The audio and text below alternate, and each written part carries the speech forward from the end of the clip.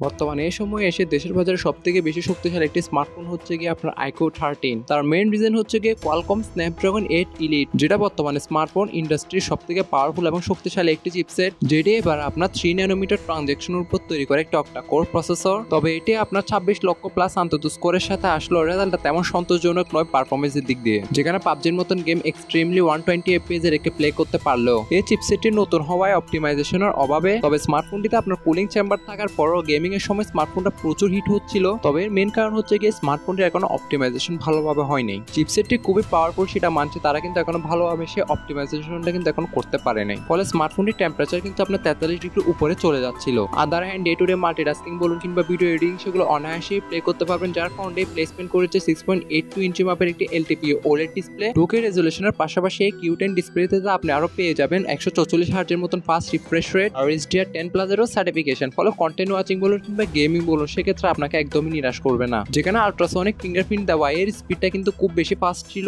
তবে আরেকটি জিনিস অবশ্যই স্ক্রিনেও লক্ষ্য করতে পারছেন এই জিরো বেজেলেস ডিসপ্লেটি, যাতে ভিজিবিলিটির জন্য থাকছে 45 নিটসের মতন pick brightness. All over display নিয়ে বললে একটা সুপার লেভেলের ডিসপ্লে প্রোভাইড করেছে যদি গ্রিন লাইন না পড়ে। আর যেহেতু বর্তমানে এই সময়ে এসে অ্যামোলেড কিংবা ওলেড প্যানেলগুলোতে ভয় রয়েছে গ্রিন লাইনের, যেটা out of the box Organo S5 এর সাথে বর্তমানে লঞ্চ হয়েছে, যেটাকে আপনি অ্যান্ড্রয়েড 15ও বলতে পারেন ইন্টারন্যাশনাল ভেরিয়েন্টে। তবে দেশের বাজারে এটার এখনো চাইনিজ ভেরিয়েন্টে লঞ্চ হয়েছে, ইন্টারন্যাশনাল ভেরিয়েন্টে এখনো লঞ্চ হয় নাই, যেটি বাজারে 12 জিবি থেকে শুরু করে সর্বোচ্চ 16 জিবি র্যামের পাশাপাশি 256 জিবি থেকে শুরু করে সর্বোচ্চ 1000 জিবি পর্যন্ত ইন্টারনাল মেমোরি পাবেন, যেটি বর্তমান প্রাইস দেশের বাজারে এখনো কিন্তু অনেক বেশি আমি মানছি। তবে সামনে স্মার্টফোনটি প্রাইস ড্রপ হবে। বর্তমানে এটি দেশের বাজারে 80 কিংবা 50,000 টাকার মধ্যে কিন্তু অ্যাভেলেবেল রয়েছে, যেটি বর্তমানে Jamuna future park, Bashundhara city, মোরতালা প্লাজা ইত্যাদি বড় বড় সবগুলোতে অ্যাভেলেবেল রয়েছে। যার ব্যাকে আসলে দেখতে পারবেন এর রিং লাইট যুক্ত এর ক্যামেরা মডিউলটি, যেটা অবশ্যই নোটিফিকেশন লাইট হিসেবে কাজ করবে আইকিউর। যেখানে আপনার প্রাইমারি ক্যামেরা হিসেবে থাকছে সনি IMX91 সেন্সরের 50 মেগাপিক্সেলের একটি ওয়াইড সেন্সর, দেন সেকেন্ডারিতে কিন্তু রয়েছে আইসোসেল JN1 এর 50 মেগাপিক্সেলের একটি আল্ট্রা ওয়াইড, দেন থার্ডে রয়েছে কিন্তু 50 মেগাপিক্সেলের একটি টেলিফোটো লেন্স,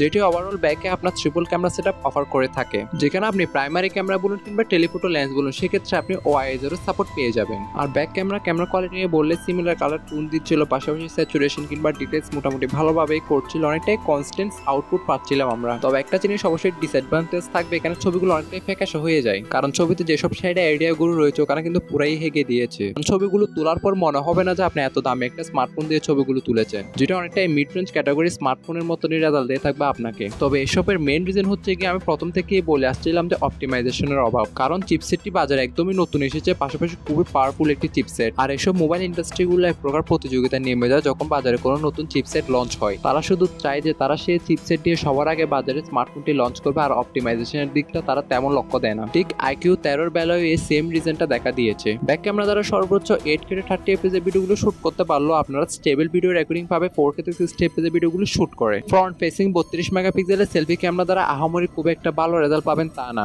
ওভারঅল এত পাওয়ারফুল চিপসেট হওয়ার সত্ত্বেও কিন্তু এখানে ক্যামেরা সেকশনে এসে অনেকটাই ডিসঅ্যাপয়েন্টেড করবে গ্রাহকদের, যেটিকে সম্পূর্ণ ব্যাকআপ দেওয়ার জন্য কিন্তু থাকছে 6150 mAh ম্যাসিভ একটি ব্যাটারি। তবে এটা হাতে নিলে আপনার তেমন ওজন মনে হবে না 207 গ্রাম ওজনের সাথে আসলেও, কারণ এবারে ওয়েট ডিস্ট্রিবিউশনটা তারা যথেষ্ট ইনহ্যান্স করেছে, যেটা আপনার থিকনেস করা হয়েছে 8 মিলিমিটার। ফলে হাতে নিলে তেমন খুব একটা ভারী মনে হবে না আপনাদের। তবে সেক্ষেত্রে আপনাদের হাত যদি ছোট হয়ে থাকে তাহলে এখানে কপারেট করতে একটু ঝামেলা হবে, কারণ এর বিশাল ডিসপ্লেটি। পাশাপাশি বিল কোয়ালিটি নিয়ে অবশ্যই বলতেই হবে, যার ব্যাকে কিন্তু ব্যবহার করা হয়েছে আপনার গ্লাস, এবং ফ্রেমও থাকছে অ্যালুমিনিয়াম, তাই ওভারঅল বিল কোয়ালিটি নিয়েও দেখতে পাচ্ছেন। তবে স্মার্টফোনটির ডিসপ্লেটা আমাকে বাকিটা বলতে হবে না। পাশাপাশি থাকছে ডিউয়াল স্টেরিও স্পিকার, 3.5 হেডফোন জ্যাকের গর্ত এখানে একদমই পাবেন না, থাকছে IP69 এর মতন রেটিং। যেহেতু স্মার্টফোনটা এখনো রিসেন্টলি দেশের বাজারে লঞ্চ হয়েছে তাই এর প্রাইসটা খুব বেশি, এটার প্রাইস কিন্তু আপনার আপ ডাউন করতে পারে এক প্রকার, তাই কেনার আগে অবশ্যই একটু খোঁজ নিয়ে দেখবেন। তবে যেহেতু অপটিমাইজেশনের অভাবে স্মার্টফোনটিতে অনেক বেশি ল্যাকিংসি দেখা দিবে, তবে এটা আশা করতে পারছি যে 2025 সালে আসা স্যামসাং S25 আলট্রাতে কিন্তু এই চিপসেটটি আরো ভালোভাবে অপটিমাইজেশন হয়ে আসবে।